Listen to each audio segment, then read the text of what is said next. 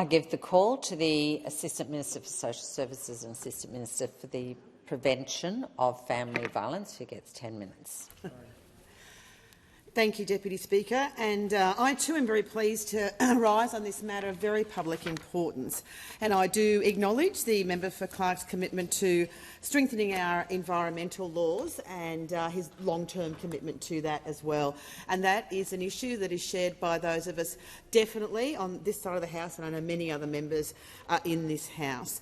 And it is one that we are incredibly passionate about.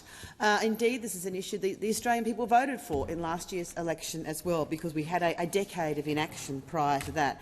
And in fact, Deputy Speaker, no government has done more on the environment and in terms of tackling climate change than our government, the Albanese Labor Government. We continue to take so much action, particularly because of the decade of inaction. And we are very proud of what this government is doing in terms of our targets for net zero and also our nature positive plan as well. And for the first time in a decade, we have a policy designed to reduce emissions, which is so vitally important, and make Australia a renewable energy superpower. And of course, all of these measures together, along with our nature positive plan, we have been running fast on. We've hit the ground running on all of them because of the inaction over the last decade. And I'll go through some of the action that we're taking and then get on to our nature positive plan as well. So some of the actions include emission reduction targets of 43% by 2030 and a clear path to net zero by 2050, $2 billion for green hydrogen, $1.6 billion for home and small business energy efficiency, passing the safeguard mechanism, $20 billion for rewiring the nation, establishing massive new offshore wind projects around the country, $3 billion in the National Reconstruction Fund for Renewables and Low Emission Technologies. Very importantly, setting up the new Environment Protection Agency for much stronger laws, much quicker decisions and much better regulatory frameworks. We've also, of course, doubled funding to national parks like Uluru and Kakadu to create jobs on country as well, delivering the Murray-Darling Basin Plan, and also $1.2 billion to protect and restore the Great Barrier Reef, and proclaiming 10 new Indigenous protected areas and doubling the number of ranges.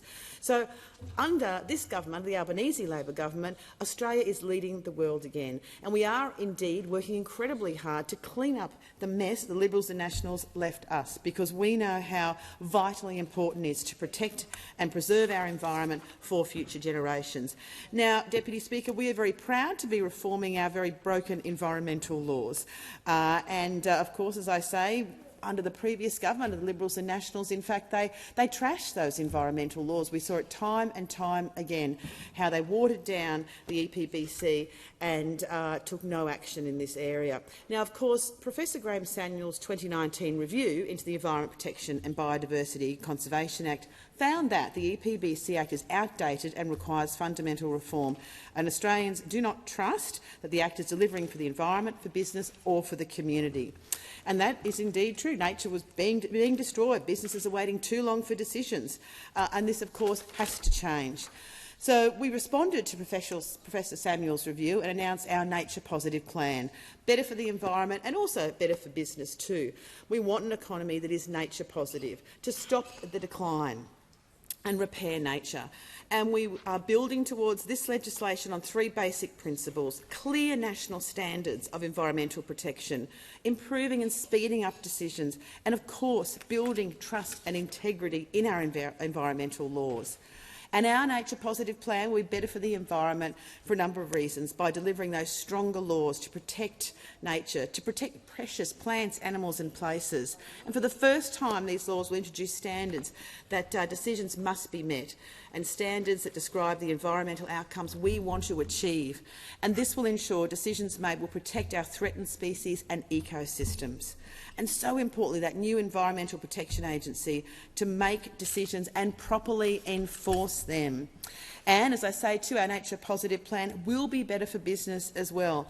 More certainty and less red tape. So this plan is indeed a win-win, a win for the environment and a win for business. And it is incredibly extensive. And we have had very, very positive responses to this plan, Deputy Speaker, from Greenpeace. The reforms outlined are a welcome and long overdue step to better protect protecting Australia's extraordinary wildlife, forests and natural environment. The Business Council of Australia Business welcomes the government's commitment to implementing the recommendations of the Samuel Review, and many other groups have welcomed the announcement, like the Australian Conservation Foundation, the Environmental Defenders Office, because we are, and we have always been, committed to working with environment, business, communities and First Nations groups to make sure we get this right into the future. And, as has been said before, the legislation will be released as an exposure draft by the end of 2023, and we are working constructively right across the community to make sure that we do in fact get this right. Now, of course, such another important aspect in terms of protecting our environment is protecting those threatened species. And of course, unlike the previous government, the Albanese Labor Government does not accept. We don't accept that extinctions are inevitable. What we accept and acknowledge is that we need to act. It's important that we do what we can to understand the threats to certain species and use the most up-to-date advice and our capacity to protect them. And we are, since we've been in government, taking strong action to protect threatened species. And we are investing over $500 million in directly helping threatened species and tackling feral species too. That's over $224 million for the Saving Native Species program, including $70 million for koalas. $440 million to the Natural Heritage Trust for programs to conserve threatened species, double the funding for national parks, which is so vitally important, tripling the funding to clean up and restore urban rivers and catchments. Many other policies as well, which of course include delivering our Murray-Darling Basin Plan as well, $1.2 billion for the Great Barrier Reef. We have had an extensive array of investment in ensuring we are doing all that we can to protect our threatened species. And of course, Deputy Speaker, we are, as I said at the beginning, very proud to be acting on climate change because the Australian people voted for this. They were sick of the inaction of the previous government, and that's why we've taken that strong action, particularly that investment in renewable energy, which is the cheapest form of energy, and that's why we're investing in nation-building initiatives such as Rewiring the Nation.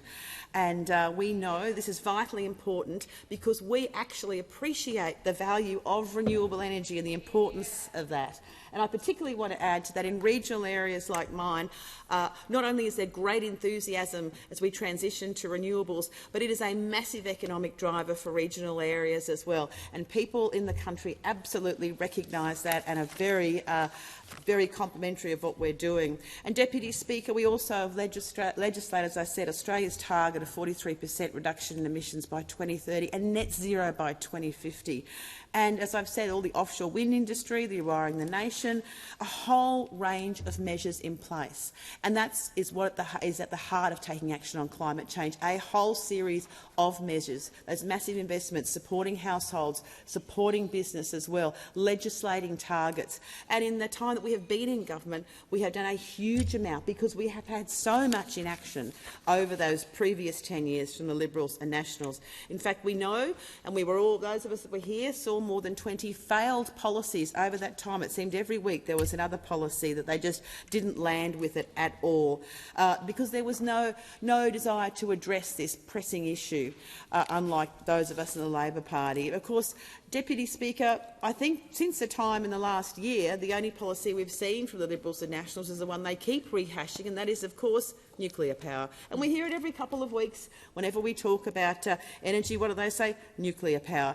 And as I've said many times in this House, many communities right throughout the nation, and particularly in mine, are completely opposed to the usage of nuclear power for a whole variety of reasons. It is far too dangerous and far too expensive. We know that a small reactor would cost a massive $5 billion to build, and they need about 80 of them around Australia at least.